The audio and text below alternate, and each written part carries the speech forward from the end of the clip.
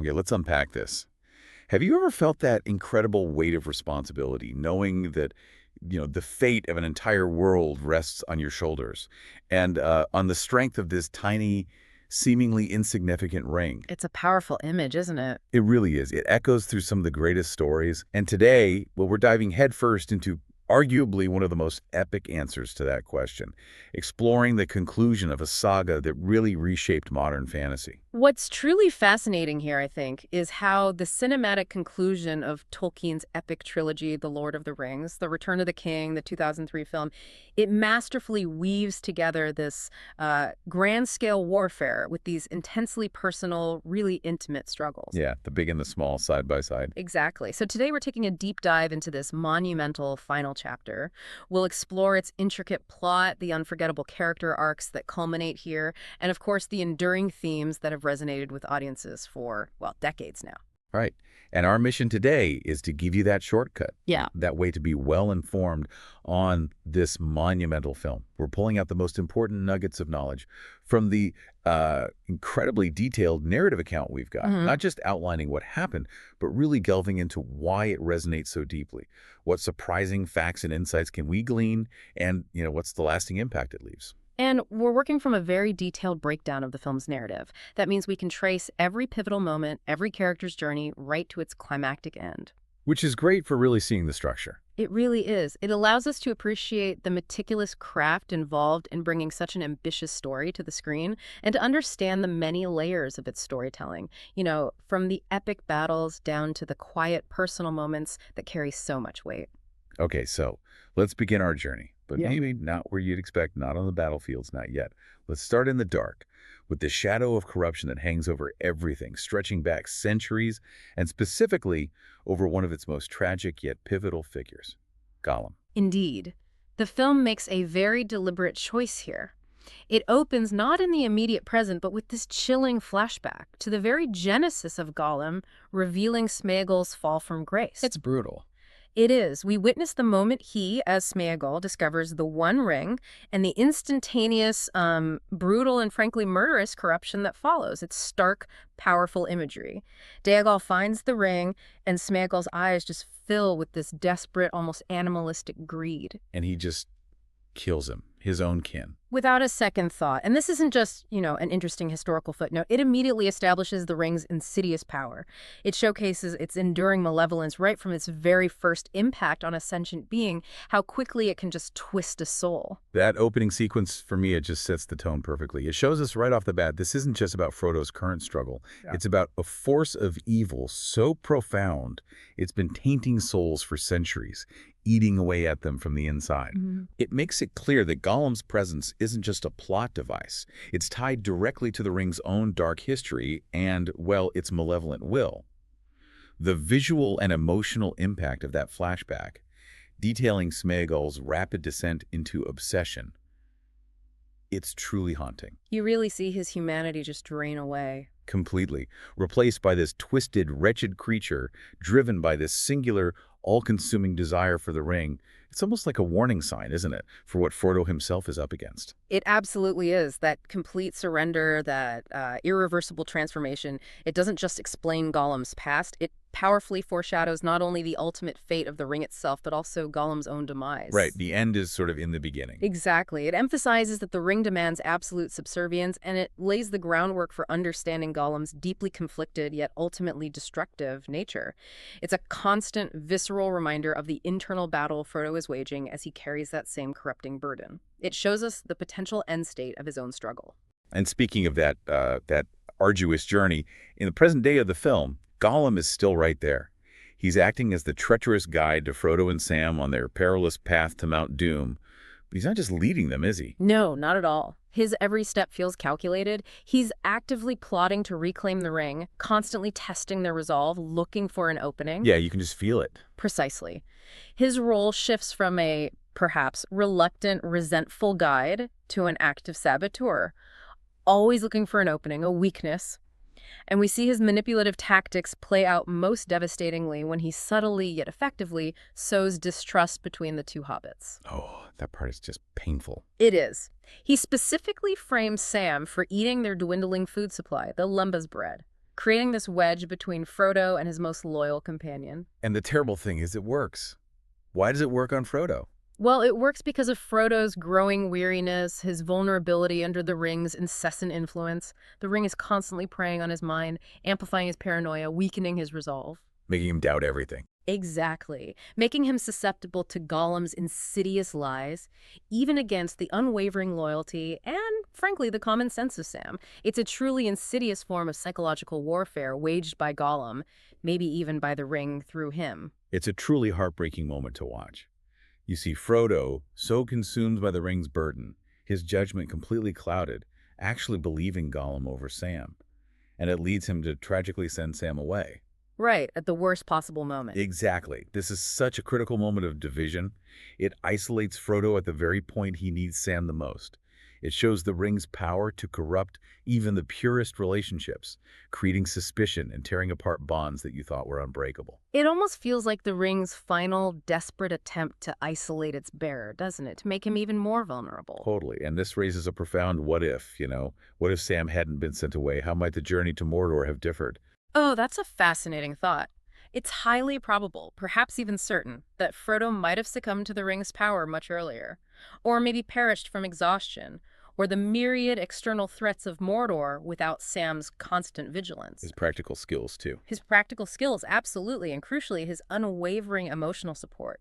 Sam's presence, his loyalty, it was literally the anchor that kept Frodo moving forward, even when Frodo himself didn't realize it. So Gollum's manipulation nearly severed that vital connection. It did, and it highlights how much of the ultimate success hinged on that one relationship.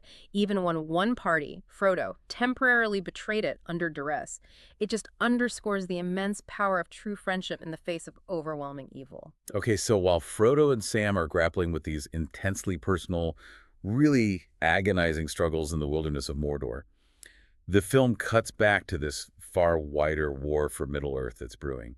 The focus shifts dramatically. Yeah, it jumps right from the desolate plains near Mordor to Minas Tirith, the majestic white capital of Gondor, which is about to become the epicenter of Sauron's overwhelming assault. And Gandalf and Pippin arrive there. Yes, Gandalf and Pippin arrive in Minas Tirith, carrying the urgent warning of Sauron's impending attack. But what they find...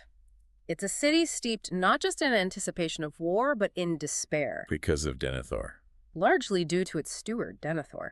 He's a man utterly consumed by grief and, frankly, madness after losing his beloved son Boromir, compounded by the heavy burden of leadership and perhaps looking into the Palantir a bit too much. Right, that scene stone doesn't help. Not at all.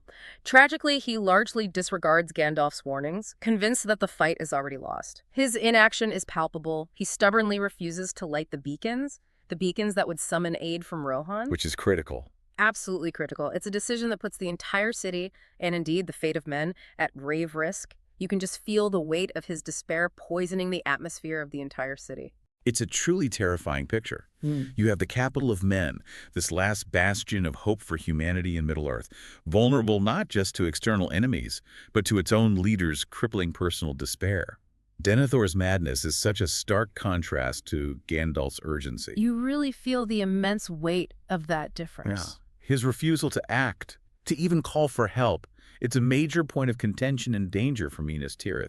He's just lost in his own grief, convinced that the fight is already lost, which, in a way, becomes a self-fulfilling prophecy for him. It's a really tragic exploration of how even great power can be paralyzed by personal sorrow and pride. But then something amazing happens. It does. What's truly fascinating here is how a seemingly small yet incredibly courageous act by Pippin breaks through this pervasive despair. Our little hobbit again. Exactly. Despite Denethor's explicit refusal and Pippin's own, general inexperience and fear, he secretly lights the beacon. This singular act of defiance by a hobbit, a creature often underestimated and seen as insignificant in the grand scheme of war. It changes everything. It ignites a chain reaction of hope. It sets in motion the much-needed aid from Rohan, sending a message across vast distances. It really emphasizes one of the film's overarching and most empowering themes. That even the smallest person, the most unassuming hero, can change the course of the future. And the visual power of those beacons being lit across the mountains, one by one. It's absolutely breathtaking. It's a sequence that always gives me chills. Me too. That sequence is pure cinema. You see that message, that call for aid, ripple across the land, a desperate signal of hope cutting through the darkness where despair had taken root. The sweeping shots of the mountain ranges, the fires igniting in sequence. It's a masterclass in conveying immense scale and urgent communication without a single word. And it leads us to a crucial thought, doesn't it? What would have happened if Pippin hadn't taken this bold initiative? Yeah, if he'd just obeyed Denethor. Without the beacons, Rohan would likely not have ridden to Gondor's aid in time, or perhaps not at all. Minus Tirith, already weakened by its despairing leadership and the overwhelming siege, it would have undoubtedly fallen much faster, dramatically altering the entire course of the war. It's a profound illustration of the domino effect, right? Of a single brave act. Absolutely. Proving that heroism isn't exclusive to those in positions of power or those of, traditional heroic stature. It can come from the most unexpected places, from a quiet, determined hobbit who just knew what needed to be done. Absolutely. And that brave act from Pippin helps usher in the next critical phase, the actual return of the king, forging necessary alliances and reclaiming destiny. So back in Rohan. Back at Rohan, yes. We see Aragorn, Legolas, Gimli, and King Theoden rallying the Rohirrim to ride to Gondor's aid. And this isn't just about assembling an army, it's about uniting different peoples, ancient allies, against this common, overwhelming foe. It's the alliance coming together. It really represents the crucial alliance of men, elves, and dwarves. Well, men primarily here, but with Aragorn, Legolas, and Gimli present, it symbolizes that unity. It's a desperate last stand. And King Theoden's leadership here is particularly inspiring. His speech. Oh, his speech before the charge. He rides at the head of his people, ready to meet the shadow head-on, delivering one of the film's most iconic speeches that just ignites their courage. The imagery of the vast army gathering and preparing for battle, and then that iconic charge of the Rohirrim across the Pelennor fields. Unforgettable. It's one of the film's most enduring and powerful visuals, a true testament to courage and unity in the face of seemingly insurmountable odds. It's not just a charge. It's a masterclass in cinematic spectacle. You think about the sweeping wide shots, the meticulous sound design, thousands of thundering hooves, the cry of death, building to that crescendo. Yeah, it's designed to evoke this primal, visceral response from the audience. It makes you feel the immense weight of that turning tide rather than just observing it. Exactly. But here's where it gets really interesting, I think. A pivotal moment of personal sacrifice intertwines with this grand narrative, subtly but profoundly influencing the fate of Middle-earth, and that involves Arwen. Arwen, right, Aragorn's beloved. She makes this monumental choice. She does. She foresees her child with him, and in this profound act of love and commitment, she chooses mortality. She forsakes her elvish immortality for a life with him, and really for the future of men. It's a huge sacrifice. Immense. And this isn't just a personal choice. It's a clear signal of Aragorn's destiny and the ushering in of a new age. She convinces her father, Elrond, who is resistant, to reforge the sword Enduril, the blade that was once Norsil, and she arranges for it to be sent to Aragorn. The Flame of the West. Precisely. And this act of reforging Enduril is immensely symbolic, just loaded with meaning. It represents the breaking of the old broken order and the long-awaited return of the true king. The shards are made whole again. The shards of Narsil, the very sword that cut the ring from Sauron's hands centuries ago, are made whole again. It signifies the restoration of rightful power, the reuniting of lineages, and the potential for a new age for Middle-earth. Arwen's choice to give up her immortality for love and for the future of Middle-earth, it just underscores the weight of the moment. Her sacrifice feels as significant as any battle fought. I think so too. It highlights how individual choices, like Arwen's, or like Pippin lighting the beacon, intertwine with the grand sweep of history and profoundly influence the fate of entire civilizations. It's a relatively quiet moment in the film compared to the battles, but its impact reverberates throughout the entire narrative. And as if rallying the Rohirrim wasn't enough of a challenge, Aragorn has to make an even more desperate and frankly terrifying alliance. This always creeps me out. The Paths of the Dead, yes. He seeks aid from the cursed army of the dead. These spectral spirits bound by an ancient oath they failed to keep, lingering in the shadowy realm until that oath is fulfilled. It's a dark gamble, isn't it? There's no guarantee they'll listen, or that he can control them. Absolutely. The perilous journey through the Paths of the Dead with Legolas and Gimli, who provides some much-needed levity, demonstrates Aragorn's immense courage, his unwavering conviction, and his willingness to embrace uncomfortable, even terrifying alliances for the greater good. He's claiming his kingship here, his heritage. The chilling depiction of the ghostly army and their ghostly king, the very air thick with unresolved anguish, it's truly unsettling. Yet Aragorn faces them down. He does, and this raises an important question about the moral implications of using a cursed army, doesn't it? But Aragorn handles it perfectly. He makes a solemn promise to release them once their oath is fulfilled, to grant them the peace they've been denied for millennia. Which is key. He doesn't just use them. Exactly. This act of keeping his word to these tormented spirits is vital not just for the immediate battle, but for the thematic idea of redemption. It solidifies his just and honorable leadership, showing that even the long dead can find peace through a final act of service. He proves himself a king not just of warriors, but of justice and mercy even for the damned. Okay, so with these unlikely alliances forming, the stage is finally set for the biggest confrontation yet. The battle for Minas Tirith. A true symphony of war and heroism, as you said. And devastation. Sauron's vast army, led by the terrifying Witch King of Angmar and his Nazgul on their fell beasts, lays siege to Minas Tirith, and it's depicted as this massive, brutal, and utterly overwhelming battle. The scale is just incredible. The sheer scale and brutality of this siege cannot be overstated. It showcases the overwhelming, seemingly endless power of Sauron's forces. You've got the massive, tusked war elephants, the Oliphants. The Numakil, yes. And the monstrous trolls battering the city gates with their monstrous siege engines like Grond. Minas Tirith isn't just a city, it's the strategic heart of Gondor, the last line of defense for the realm of men against this burgeoning darkness. And the fighting within the city. The intensity of those battle scenes within the city walls, the desperate clashes on every rampart, it conveys the raw courage and desperation of its defenders. They are truly fighting for the very survival of their civilization.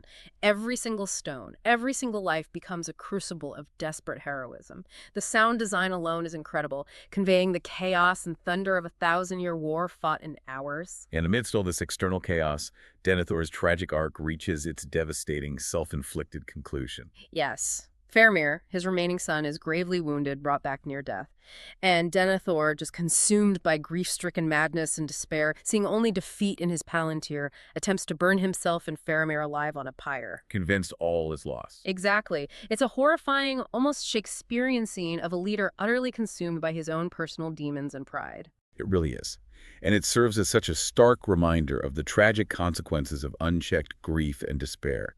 A chilling contrast to the heroism unfolding elsewhere on the battlements. And Gandalf's intervention here is absolutely crucial. He arrives like a force of righteous fury against Denethor's madness. He just knocks him aside. He rushes in, saving Faramir from the flames, while Denethor tragically perishes in his self-immolation, falling from the citadel ablaze. This action by Gandalf isn't just about saving one life, though that's vital. It's about saving the morale of Gondor. Because Faramir represents hope. Faramir is a symbol of hope for the city, a good man, unlike his father's perception. And his survival, facilitated by Gandalf, rekindles a flicker of hope in the defenders. It highlights how individual character arcs like Denethor's tragic downfall and Faramir's desperate survival are deeply embedded within the larger conflict, influencing its outcome at the most critical moments. Okay, so just as Gondor's defenses seem about to crumble, Denethor's gone, the gate is breached. Then, on the horizon, Then comes one of the most stirring and iconic moments of the film, the Ride of the Rohirrim. goosebumps. Every time. King Theoden, delivering his powerful Fourth Orlingus speech, arrives with his thunderous cavalry, charging into the fray with unmatched courage. The visual spectacle of that cavalry charge, the thundering hooves, the cries of the Rohirrim, it's truly immense. It's a moment of profound hope and heroism that instantly shifts the dynamic of the battle. Their arrival inflicts heavy damage on Sauron's forces, turning the tide, if only temporarily, and injecting this desperately needed surge of momentum and morale into the defenders of Minas Tirith. The sound and sheer energy of that charge are designed to give you goosebumps, aren't they? A true cinematic triumph. It emphasizes the raw power and beauty of a united force, a primal scream of defiance against the overwhelming darkness. Absolutely. But this glorious charge comes at a terrible cost. Yeah, Theoden. Theoden is mortally wounded by the terrifying Witch King of Angmar, the leader of the Nazgul, who seems invincible. And here, right in the midst of this devastation, we witness one of the most powerful moments of female heroism and subversion of prophecy in the entire saga, Éowyn's valor. I will kill you if you touch him. Exactly. Éowyn, disguised as a soldier, Durnhelm, defying the ancient prophecy that no man can kill him, confronts the Witch King directly. And with the crucial, albeit perhaps accidental, help of Merry and his ancient barrow blade. Which was made specifically to fight Angmor. Precisely. Merry stabs him from behind, breaking the spell protecting him, and that allows Éowyn to strike the fatal blow. In a truly iconic moment, she rips off her helmet and declares, "I am no man," before delivering the final decisive strike right into his unseen face. This is just, yes, such a powerful moment. It's a powerful subversion of prophecy, asserting that heroism isn't confined by gender or traditional expectations or even physical strength.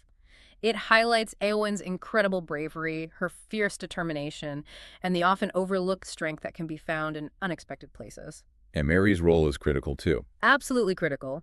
His wound from the blade allows Éowyn to land the killing blow. It proves that it took two seemingly lesser individuals, a woman and a hobbit, neither of whom were men in the traditional sense, to bring down such a formidable foe.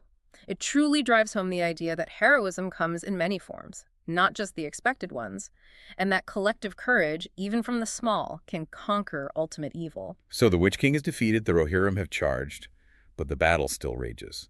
The tide has now completely turned, though, ushering in the king's return and the decisive victory on the Pelennor fields. Yes, just when all hope seems lost again, perhaps with the arrival of fresh enemy reinforcements from the river, a chilling wind sweeps across the battlefield, and the black ships arrive, but it's Aragorn. It's Aragorn, flying the banner of the kings of Gondor, arriving with the spectral army of the dead. And the look on Legolas's face. Pure relief. This is the absolute climactic turning point of the Battle of the Pelennor Fields. The overwhelming, almost supernatural power of the army of the dead is immediate and catastrophic for Sauron's forces. They decimate the enemy, sweeping through them like a spectral storm, unaffected by physical blows, a terrifying force of ancient justice unleashed. It's almost unfair, but you cheer anyway. You do. The visual depiction of this ghostly army is utterly chilling and effective, symbolizing justice from beyond the grave, an ethereal wave of vengeance. Their swift, decisive impact utterly changes the momentum of the battle, leading to the complete rout of Sauron's armies on the field. It's an almost biblical wave of destruction against the forces of evil. And as soon as their purpose is served, as soon as their ancient oath is fulfilled by saving Gondor, Aragorn, true to his word, he releases them. He releases the army of the dead from their ancient curse. which must have been tempting, right, to keep them around. Oh, incredibly tempting. They're an invincible army. But this act of keeping his word to these tormented spirits, despite the immense power they represent, is a deeply significant moral and thematic moment. It ensures their peace, allowing them to finally rest after millennia of unfulfilled oath and tormented wandering. It shows his quality as king. Absolutely. This act solidly confirms Aragorn's just and honorable leadership. It demonstrates his compassion, his integrity, and his commitment to fulfilling promises, even to the long dead. The visual of the spectral figures dissipating into the air, finally at peace, their ghostly torment lifted, is a powerful conclusion to their tragic tale. It reinforces the concept of justice and redemption, doesn't it? Proving that even those who failed in the past can find peace through a final act of service under a truly noble king. Perfectly put. So with Gondor saved, the battle won, ancient curses lifted. The rightful king is finally acknowledged. Aragorn is crowned King Elessar, heir of Isildur, and a new era begins for Gondor and really all of Middle-earth. This marks the long-awaited restoration of the rightful lineage, a direct descendant of the ancient kings, and the beginning of a new era for men, an age of hope, healing, and renewal after generations of decline and war. The symbolism of his acceptance by the people, the cheers, the atmosphere of hope that permeates his coronation, it's immensely powerful. It's the culmination of centuries of prophecy. It really is. A moment of profound triumph for Middle-earth and the laying of a foundation for a future of peace under a just ruler. He brings an end to the long, watchful peace that was, let's face it, anything but peaceful. Okay, so while the Grand War rages and finds its resolution in Gondor, we have to remember, Frodo's personal quest, the ultimate burden, is reaching its final, agonizing trial deep within the heart of Mordor itself. Yes, the fate of everything still hangs by that thread. He and Sam are still being led by the ever-treacherous Gollum. And Gollum, in his cunning and single-minded obsession, leads Frodo directly into the horrifying lair of the giant spider Shelob. This segment really focuses on the horrific obstacles that exist even within Mordor itself, beyond Sauron's direct forces. These ancient, primal evils that predate the Dark Lord. Shelob represents this ancient, primal evil, a creature of pure predatory instinct, a terrifying ancient force of darkness and hunger. And Frodo is stung. He looks dead. He's stung and seemingly killed, paralyzed. It's a moment of profound despair for Sam and for the audience watching. It emphasizes the utter desperation of his quest and Gollum's continued relentless deception. The terrifying encounter with Shelob, the venomous sting, the claustrophobic tunnels, it's all designed to amplify the horror and the seemingly insurmountable odds facing Frodo. It shows how his journey is this constant struggle, isn't it? Against external monstrous evils and the internal psychological torment of the ring and Gollum's influence. Yeah. Each step is a test of his very soul. Absolutely. It feels like he's being attacked from every possible angle. But just when all seems lost, when despair could just swallow them whole, Yeah. Samwise the Brave. Sam, in his defining moment of unwavering loyalty and profound heroism, returns. Having been tricked into leaving, he realizes his mistake and comes back. This is Sam's moment, isn't it? It elevates him. It truly does. It elevates him to co-hero status, absolutely. He bravely drives Shelob off, wielding the file of Galadriel and Sting, displaying incredible courage and determination in the face of absolute terror. And then he rescues Frodo from the orc captors in the Tower of Cirith Ungol, who take him believing he's dead, but knowing the spider's poison is temporary. Sam's unwavering dedication to Frodo is just. It's the bedrock of their friendship, the true, enduring strength of their bond. It's truly his sheer will, his pure love for Frodo, and his simple, dogged loyalty that pull Frodo back from the brink. He literally carries him when Frodo can no longer carry himself or the burden. And that emotional reunion where Sam returns the ring to Frodo, having briefly carried it himself and resisted its temptation. Which is huge. It's one of the most powerful and understated moments in the entire film. It underscores the strength of their bond and Sam's crucial, undeniable role in the quest. It's a testament to the power of true friendship against the most crushing adversity. It proves that sometimes the greatest heroism is simply showing up for those you love, refusing to give up on them. Well said. So with the ring back in Frodo's possession, they press on, resorting to desperate measures for their final, agonizing approach to Mount Doom. They are nearing the very end of their strength. You can see it. Yes, together, Frodo and Sam disguise themselves as orcs to sneak across the plains of Gorgoroth towards Mount Doom, blending into the very legions of their enemy. This highlights their incredible resourcefulness and the sheer, debilitating exhaustion they face. Every step is a monumental effort, a testament to their almost broken will. The disguise itself feels so grim. It underscores their desperation and the grim, oppressive reality of their mission. They must literally become what they despise to achieve their goal, pushing themselves past every physical and mental limit.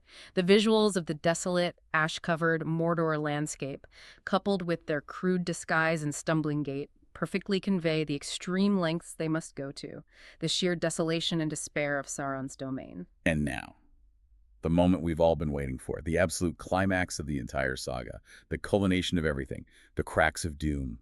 Sameth Nor. At the very precipice of the cracks of doom, after enduring unimaginable physical and psychological torment, Frodo. He succumbs. He succumbs to the ring's overwhelming power. He stands there at the very edge, but finds himself unable to throw it into the fire. The ring is mine. He claims it for himself, putting it on, utterly defeated by its malevolence at the final hurdle. And this is where the story takes that critical, almost heartbreaking, ironic turn. Gollum, driven by his lifelong obsession, invisible Frodo having claimed the ring, arrives just in time. He attacks Frodo. And bites his finger off. Bites off Frodo's finger to finally reclaim the ring. And then, in his ecstatic joy, dancing with his precious. In a final tragic accident of fate, Gollum slips. He falls into the fiery chasm with the ring, destroying it and himself simultaneously. It's just a moment of devastating irony and profound fate. Frodo fails. At the very last moment, he fails. But Gollum, the embodiment of the ring's corruption, consumed by his own twisted greed, inadvertently becomes the instrument of its destruction. It's almost like a divine intervention, isn't it? Or perhaps the ultimate display of evil destroying itself. Yeah. What do you think? The philosophical implications there. Well, what's truly fascinating are the philosophical implications of the ring's power. It corrupts even the purest intentions, as we see so tragically with Frodo. But ultimately, its evil, in its ultimate selfishness, also destroys itself through Gollum's twisted desire. So was Gollum's role fate? Was it preordained? Right. Or just chance? That's the million-dollar question, isn't it? Was it fate, orchestrated by some higher power like Eru Ilúvatar to ensure the ring's destruction? Or was it simply a final, desperate act of selfish desire that, by pure, cruel chance, happened to align with the needs of Middle-earth? It's a question that echoes long after the film ends. It makes you ponder the nature of good, evil, free will, and destiny. The intensity of that scene. The struggle between Frodo and Gollum, the raw violence of the bite, Gollum's ecstatic fall, and the ring sinking into the lava. It's almost a sigh of relief from the world itself. It's a sequence filled with unparalleled tension, dramatic weight, and profound meaning, beautifully executed. And the immediate catastrophic consequence of the ring's destruction is truly awe-inspiring, a visceral representation of the end of an age of darkness. Absolutely. The moment the ring is unmade, Sauron's power collapses instantly. His tower, Barad-dûr, crumbles into dust. The terrifying eye, that symbol of his watchful malice, collapses in a shriek of agony, and his armies, which moments before seemed invincible and overwhelming, both at the Black Gate, where Aragorn leads a diversionary attack, and across Middle-earth, they are vanquished. His very spirit is obliterated, completely and utterly gone. It's the moment of ultimate victory. A total and utter defeat for the great evil that has plagued Middle-earth for so long. The visual depiction of Barad-dûr collapsing, the eye exploding in a final burst of despair, Mount Doom erupting, Sauron's forces dissolving into dust and shadow. These are cinematic moments that underscore the complete and irreversible obliteration of his power. There is no coming back from this for Sauron. So the war is won, the ring is destroyed, Sauron is gone. Phew. Now we turn to the aftermath and the dawn of a new age, a moment of profound relief and reunion. Indeed. Frodo and Sam, exhausted, emaciated, lying on the slopes of the erupting Mount Doom, barely alive, they're rescued. By the eagles. By the giant eagles, Gwaihir and his kin, sent by Gandalf. A final, almost divine intervention in their hour of direst need. They are then reunited with the rest of the Fellowship, those who remain in Minas Tirith, amidst overwhelming gratitude and tears of joy. It offers this moment of profound relief, doesn't it? Emotional catharsis after the immense struggle they've endured, a collective sigh of relief from all of Middle-earth. The emotional embraces, the palpable sense of victory and peace that washes over everyone. It truly brings home the culmination of their arduous journey and the joyous return of their heroes. And with the war concluded, the rightful king's reign officially begins. Aragorn is crowned King Elessar, ushering in an era of peace, healing, and renewed hope. This moment symbolizes the ushering in of a new age, the age of men, yes, and peace under a just and honorable ruler, guided by wisdom and compassion. Aragorn reunites with Arwen, solidifying their love and their shared future as king and queen, marking the beginning of a new dynasty. And then, that scene. Ah, yes, and in one of the most powerful and moving scenes in the entire film, perhaps the entire trilogy, Aragorn leads the way as all the kings and leaders present, along with vast throngs of people, kneel. They kneel before the hobbits, Frodo, Sam, Merry, and Pippin. In profound gratitude and respect. Exactly. This act profoundly underscores the film's central theme, that even the smallest person, most unassuming of heroes, can change the course of the future and save an entire world. It's a moment that acknowledges the true heroes, not just the mighty warriors or kings, but the quiet, persistent courage of the little folk. My friends, you bow to no one. Gets me every time. But even after such a grand victory, even with peace returning, there are lingering scars. The story doesn't just end with the coronation. No, it doesn't. The hobbits return to the Shire, which miraculously remains untouched by the war itself, unlike in the book's scouring of the Shire sequence. Right, the film omits that. It does. Yet even though their home is unchanged, Frodo is changed. He's deeply scarred, both physically, the finger, the Morgul wound, Shelob's sting, and emotionally by his burden. He cannot fully find peace back home. The trauma is etched into his very being. This is such a crucial, poignant, and incredibly realistic part of the ending, isn't it? Yeah. It highlights that victory, no matter how grand, often comes at a profound and lasting personal cost. Exactly. The contrast between the peaceful, unchanged Shire and Frodo's inner turmoil, his lingering pain from the ring's influence, the visible and invisible wounds from carrying such a heavy burden, they signify that not all wounds heal completely, not in this world. It's a powerful exploration of trauma, really. The idea that carrying a great burden leaves an indelible mark, a form of moral injury, even after the task is complete and the world is saved. It lends the ending a necessary touch of bittersweet reality. It shows that peace for the world does not always equate to peace for the individual hero who achieved it. And because of that deep, unhealable wound, because the peace of the Shire can't quite mend his spirit. Frodo must ultimately depart Middle-earth. Yes. Years later, Frodo departs Middle-earth from the Grey Havens. He goes with Gandalf, Bilbo, who also bore the ring, and the last of the great elves, like Galadriel and Elrond, setting sail to the undying lands, Valinor. It's important to understand where they're going, right? It's not just heaven. Right. It's not simply a paradise in the typical sense. It's a sacred place across the sea, a place of healing and peace specifically permitted for those who bore great burdens and suffered deep wounds for the sake of Middle-earth, like Frodo and Bilbo, the ring-bearers. Mortals aren't normally allowed there. It's a bittersweet ending, a recognition that some scars are too deep for Middle-earth itself to heal, and that true peace for him might only be found beyond its shores. The departure scene, filled with heartfelt farewells, especially between Frodo and Sam, it's incredibly moving.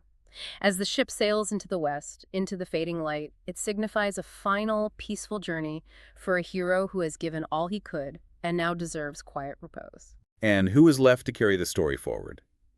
To remember the sacrifices and the victories, and to live in the new age that's been won. Samwise Gamgee. Sam. He returns to his family and the Shire Rosie and their children. He embodies the enduring spirit of Middle-earth. He represents the one who carries on, grounded in home, family, and the simple joys of life. He becomes a keeper of Frodo's legacy, doesn't he? He does. He's the one who eventually finishes writing the Red Book of Westmarch, the story we've essentially been watching. He carries the tale of the hobbits and the Great War forward, ensuring that the immense deeds and sacrifices are remembered by future generations. He embodies the continuation of hope, the passing of stories from one generation to the next. And the quiet heroism of building a life after immense upheaval, embracing the everyday joys after facing cosmic evil. Well, I'm back. Exactly, a perfect ending for Sam. So as we've seen in this incredible deep dive, The Return of the King isn't just about epic battles and the destruction of evil, as spectacular as those are. It's a profound exploration of courage, sacrifice, and the quiet heroism that often goes unrecognized, yet changes everything. It makes it a truly timeless story. Absolutely. At its core, the film is a powerful tale of sacrifice, loyalty, courage, and redemption.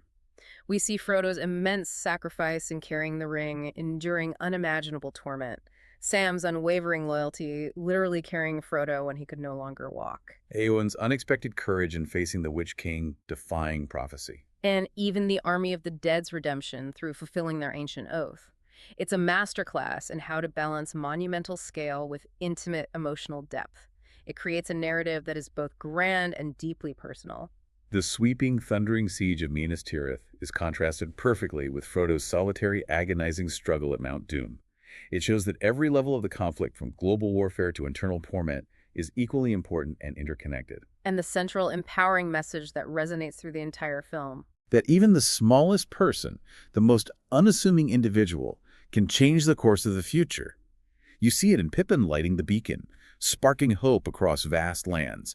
In Merry joining Ellen in a defiant act against impossible odds.